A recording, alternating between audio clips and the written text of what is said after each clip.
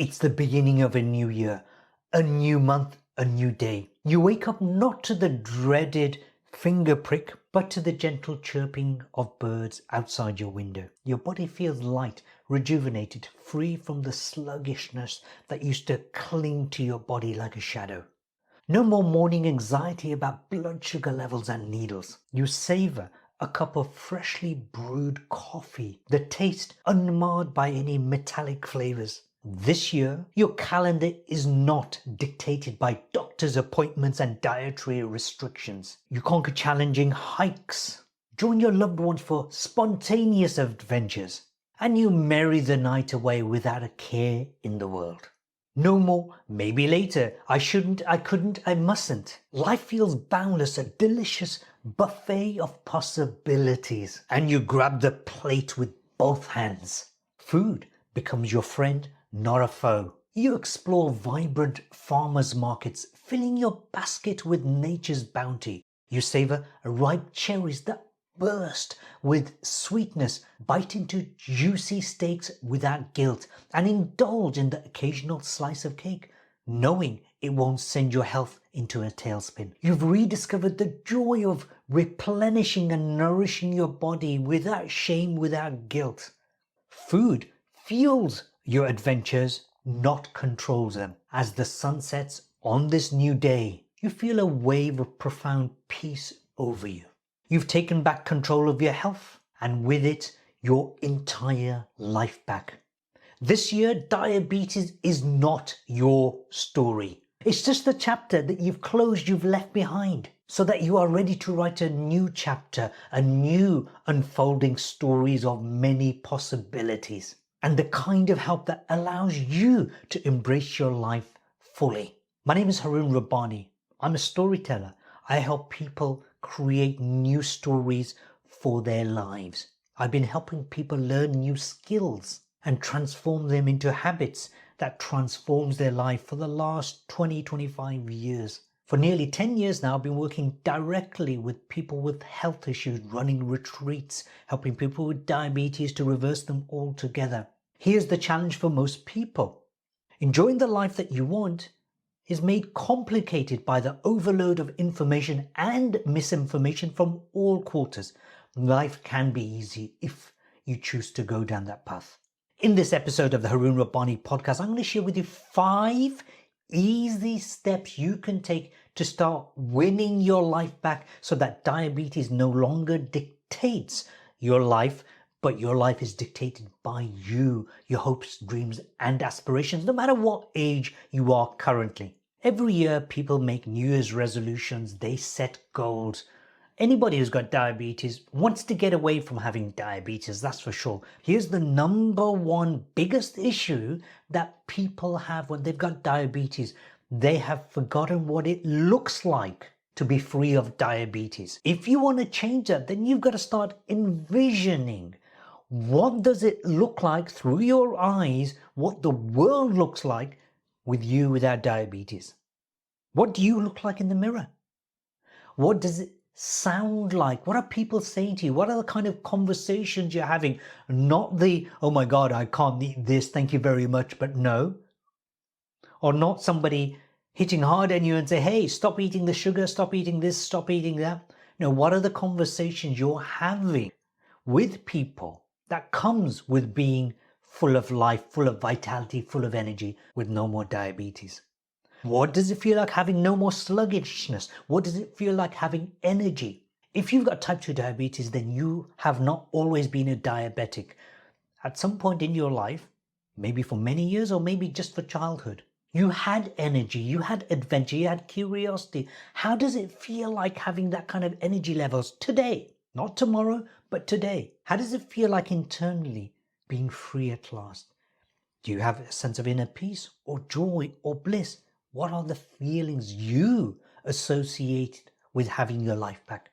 And then, what does it smell like? What does good food smell like to you? Remember, the food that is not good for you has a different smell. What does good food smell like to you? What does it taste like? Either creatively or from past experience. Imagine what it tastes like, tasting food which are healthy for you, which are good for you, which are juicy, succulent, mouth-watering. So the first step for you is every single night when you go to bed, do not go to bed in your mind thinking you're fat, you're obese, you're diabetic, whatever it is that you have in your mind that you're not good enough. Go to bed believing, not thinking, but believing, you know what? I am free. I have energy. I have vitality. I have true health freedom. Envision that before you go to sleep, because guess what happens? If you spend 5-10 minutes doing that every single night, your subconscious mind plays this out whilst you're asleep. It's like visualizing 8 hours non-stop, playing a movie again and again, and your subconscious eventually believes it. Seeing isn't believing, believing is seeing. So you've got to start teaching, retraining your subconscious mind, 95% of which drives everything that you think, feel, do, by the way. You've got to persuade it that, yes, I am healthy. And then when you wake up in the morning, wake up with the same vision. Spend 5-10 minutes, whether you're lying in bed or whether you've done it after meditation, 5-10 minutes visualizing being free. But then when you do that, also for that day, each day it's different, for that day, ask yourself, what would failure look like for me? For example, you might wake up and think, yes, I can do this. It's not just about positive thinking, it's about also understanding the negatives. Hey, what if I have that one slice of cake? Run through your mind the consequences. What would happen having that one cake or that one snack? That is not good for you, by the way. And then you ask yourself, what can I do to prevent that from happening? And so it's now about controlling negative possibilities by avoiding or doing other activities to help you prevent yourself from failing. Think about the positive and the negative consequences and then live your day each day as it comes. That's number one. Visualize you achieving health freedom. This is how you start beginning the art and science of energy management, because that's all diabetes is, by the way. It's managing your energy. Number two thing to do is fall in love. Fall in love with food, not just any food, but the wide variety of food that comes from nature that is good for you. I don't care whether you're vegan, vegetarian, pescatarian, carnivore. Fall in love with good quality food that nature has to offer. And when I say fall in love, I mean start preparing food, start looking up recipes. I've done tons of videos on my YouTube shorts about what you can do with food that helps people with diabetes. Well, start getting excited and curious, share the food. You might be rubbish at cooking to start off with. I was terrible when I first started, but then with practice, you will improve. So fall in love with food as if you are falling in love with a romantic partner for the first time in your life. That means you're going to obsess over good quality food. It's not just about eating the food, it's about picking the food, whether you go to a farmer's market or organic food. Obviously, some of these things can be expensive. Do your best to get the best quality food that you can, preferably not processed. Preparing the food, washing it, chopping it, fall in love with that. And then eating. When you're eating, savor. Chew the food slowly. It has many health benefits in the digestive process. But whilst you fall in love with this new relationship, just like a human relationship, it's very difficult to have two romantic relationships at the same time. You've got to divorce the old stuff. Ditch your former partner, which helped you achieve diabetes status. So that means drop the processed foods, drop the fast foods, drop the snacks, anything that is destroying your health. Get rid of it. Divorce her or him completely. If you've ever been in a relationship, have you heard that saying, absence makes the heart grow fonder? What do I mean by that? Create gaps between your meals. Ideally, ideal world, you want to have a gap of 6 hours between meals. Nothing goes in your mouth. Water is fine. Herbal teas are fine. Nothing goes in your mouth between meals. Start off with restricting your time of eating from 12-14 hours to 10 hours and just reduce that time. Give yourself only maybe 6 hours, 8 hours to eat, but don't snack in between. So when you do have the food, you can enjoy a truly amazing experience. On the other hand, if you're constantly indulging gluttony, what's that going to do? It'll only make your diabetes worse. Change the relationship of your food. This is all about building up the right energy stores. You don't want to be building up the energy stores that holds on to toxins. I'm talking about fats, for example, or gives you visceral fat, which means fats around your organs. You want to build up an energy store that you can use for that day.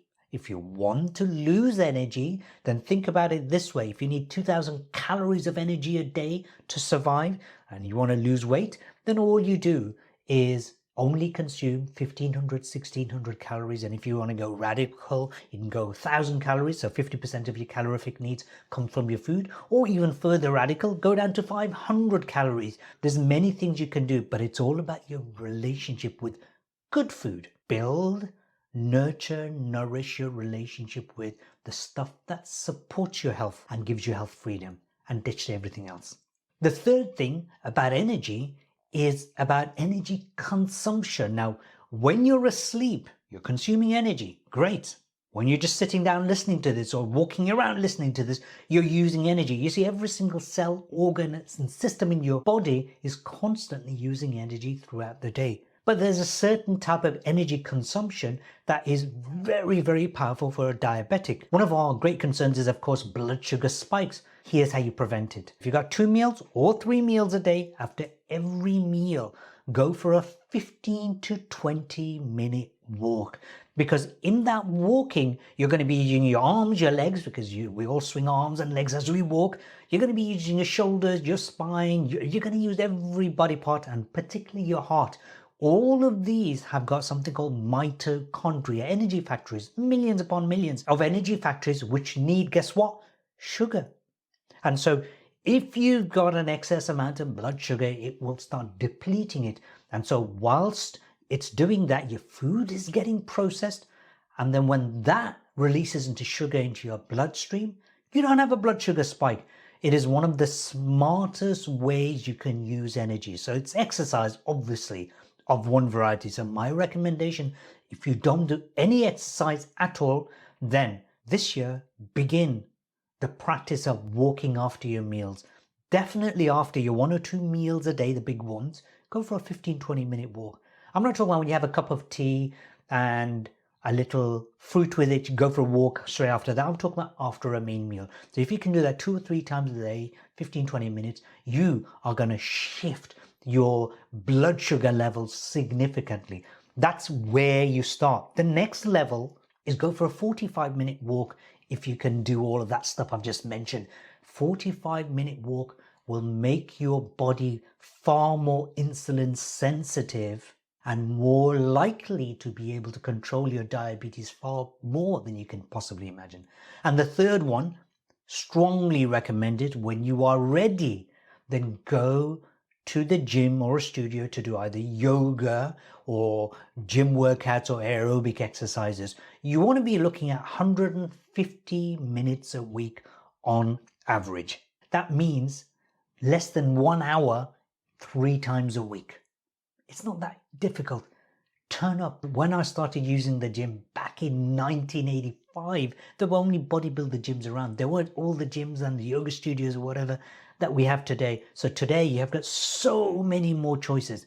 50 minutes up to an hour, 3 times a week of either aerobic exercises or weight training or some form of yoga, which incorporates so many other things which I won't go into right now.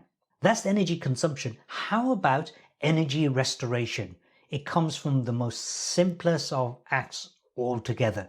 Did you know one of the ways to destroy someone's life is sleep deprivation? Sleep deprivation is destructive to your kidneys, your livers, your organs, every single organ of your body, to be honest with you, your brain. It causes anxiety and depression, and it causes blood sugar levels to spike out of control. My friend, sleep is the only time where your body parts start healing, but they don't all heal and restore at the same time. The brain, for example, does its detoxification between the hours of 9 p.m. and 11 p.m. when you are asleep. Not because you're in bed, but you are in deep sleep. Energy restoration is absolutely critical. If you want your organs, your pancreas, your liver, your lungs, everything to work properly, then you need unbroken sleep. So on average, for most people, hardly anyone's, by the way, an exception, you need 7 to 8 hours sleep. Back in the 1980s, Margaret Thatcher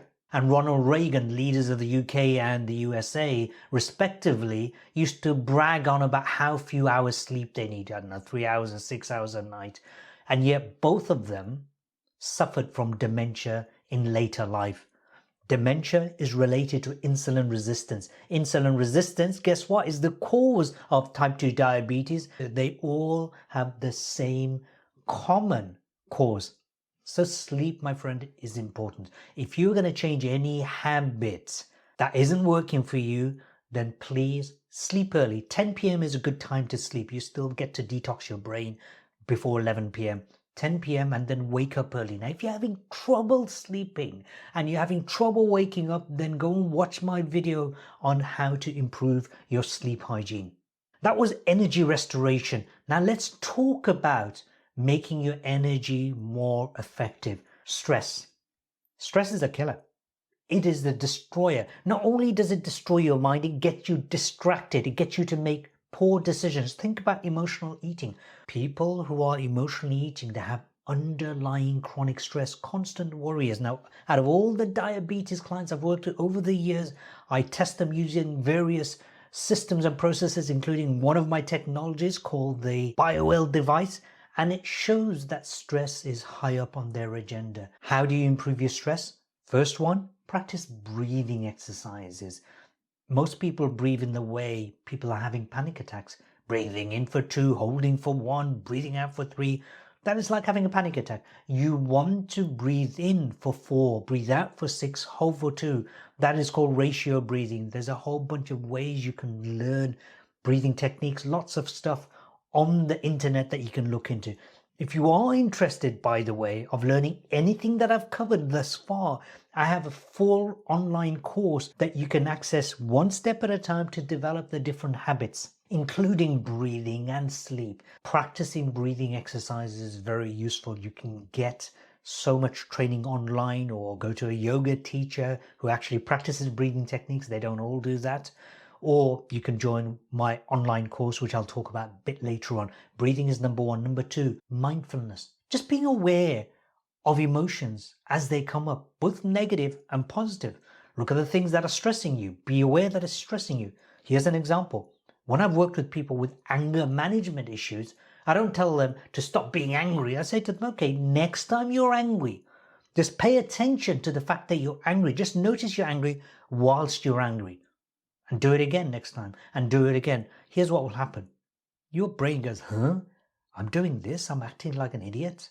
As a result, they end up reducing the anger levels to a point where it only comes up now and again. We're all humans, right? We get angry, road rage and whatever. But we don't let the anger dictate our lives. So here is be mindful of your emotions as they come up. Might be sadness, might be grief, might be anger, whatever it is. As they come up, just notice them. And ask yourself, is this serving my highest good? Is this serving my health and my happiness? Just ask, don't do anything. That's your starting point of mindfulness. There's so much more you can do, but start at that level. And the next thing, which is something that I've been doing for many years and I've been leading others to do for over a decade, is meditation. What is meditation? It's not about getting silence, zero thought in your head. We're human, right? It's about creating bigger and bigger gaps between your thoughts.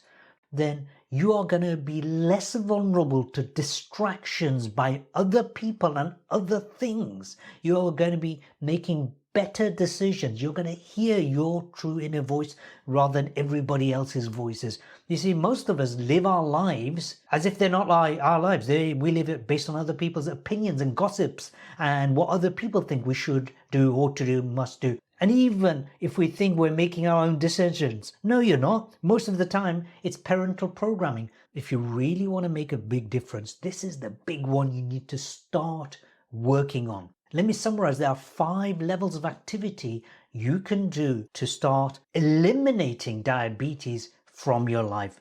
Number 1, beginning with the end in mind, envisioning you are free of diabetes. What does it feel like living a new life?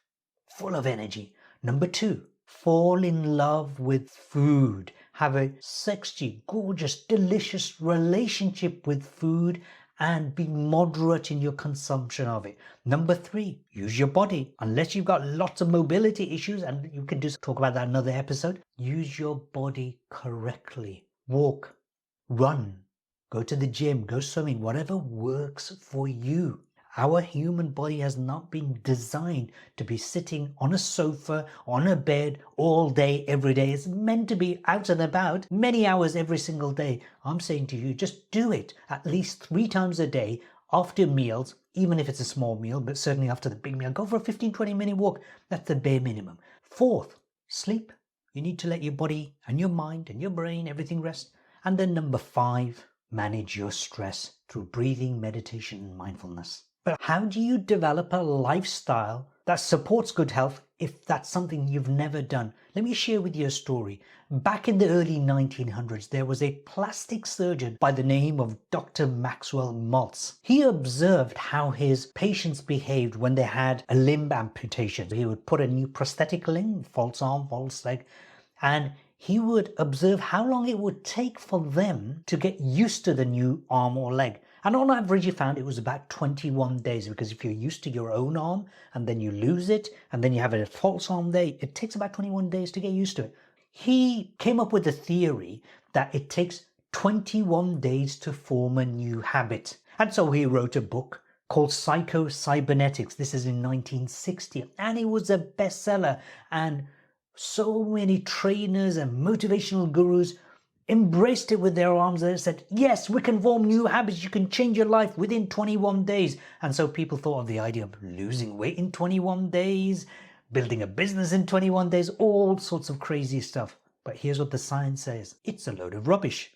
People are still perpetuating that myth, by the way. Here's what will happen if you try to lose weight in 21 days. You have all your juices, or your water, whatever fasting regime you do or exercise regime. You will lose weight, of course, if you're on a very restrictive program, and then after 21 days you go back to normal, and then boom, weight goes up. And you know what happens? You think you are the failure, and you start getting low self-esteem, and your confidence takes a kicking, and then you never try it again. And if you do, you're starting from this point of, oh my God, it's not going to work. And so guess what? It's a perpetual cycle, and you're supporting industries, Slimming World industry and all these Weight Watchers. You're supporting them, making them rich, but you're not really getting that far. Yes, you can lose weight following their programs if you're happy to have a restrictive lifestyle for the rest of your life. In 1990, a psychologist at the University College London, Dr. Philip Allally, and her team wanted to see how long it takes for people to achieve automaticity. That means taking a behavior, making it automatic habit, like brushing your teeth. It's automatic without having to think about it. They looked at 96 participants over a 12-week period. Here is what they found. It takes on average, that means not a specific number, but an average number of 66 days to form a habit. Whilst Maxwell Maltz believed that it took 21 days to form a habit, Philip Allally's team, a proper scientific team who studied habits, found that it took not 21 days, but an average of 66 days. Maltz's work emphasized willpower, motivation, and other internal factors. In other words, it's your fault if you can't do it. Whereas Philip Allally focused on environmental factors, the people you're surrounded by, the environment you're surrounded by, and just regular daily practice. Ultimately, Maxwell Maltz's work lacked any scientific evidence, and Dr. Philip Allally's work is all about scientific evidence. My friend, my point is this. I covered 5 different activities you can do to help you to not just control or manage your diabetes, but help contribute towards reversing it this year. Now, the question you might say is, oh my God, do I have to do all of these at once? Actually, no. Here's where I would start off with. Focus on habit number 1. Habit number 1 is going to bed, visualizing you are already healthy, happy, full of energy. So you allow your subconscious mind to do the hard work for you. They do the heavy lifting. Because what's going to sabotage your work later on is your subconscious mind. We want the subconscious mind on side. Next thing, you wake up in the morning, you visualize again 5-10 minutes. That's a great habit. Now, you can integrate the breathing work So the calmful mindfulness or the meditation or the breathing exercises before you do the visualization. So spend 5-10 minutes doing that, and then maybe 5 minutes visualizing. So that's 15 minutes, first thing in the morning and last thing at night. That's habit number 1 and habit number 5 integrated. Do that for 66 days. The next thing you can do concurrently, because there's actually not that much activities involved here, is just make sure you go to bed early. And the way you make sure you go to bed early is wake up super early. Wake up at 6 in the morning and start your daily activities. Keep yourself warm and you will find that you'll want to sleep early. That's the second habit. It doesn't actually involve too much. Already we're doing things which don't take too much energy. The next thing to do, very important, nutrition. Fall in love with food again. Build a relationship with your food, the new healthy lifestyle. Don't try to do it all at once, do it bit by bit. And concurrently, all you need to do without having to go to the gym and everything, just go for a walk after your meals. That's a good starting point. Just go for a walk after your meals. Remember that sunrise and the bird song I mentioned at the top of the episode? Remember the freedom you felt conquering that hike. Remember the laughter with friends, unburdened by worry. That life, diabetes-free life, is not a distant dream. It's the echo of what each small step you take today whispers. The choices you make, the food you nurture your body with, the movement you embrace, they're all brush strokes in the masterpiece of your health. This year, 2024, isn't just a calendar page in your life. It's a blank canvas and you, my friend, are holding the brush. Paint your masterpiece, stroke by delicious, nourishing stroke. Paint it with movement, with laughter, with the vibrant colors of a life unchained. If you are interested in shifting that, then you need to develop habits. You've got several ways to do it. One, do it alone. It's hard work, but it can be done and it can be easy. Just follow these steps. The other thing is go and get a therapist or a coach. I do that. I have a team of people who do that. Or do my online course. If you want to get a preview of the online course, click on the description below about the Road to Diabetes Health Freedom.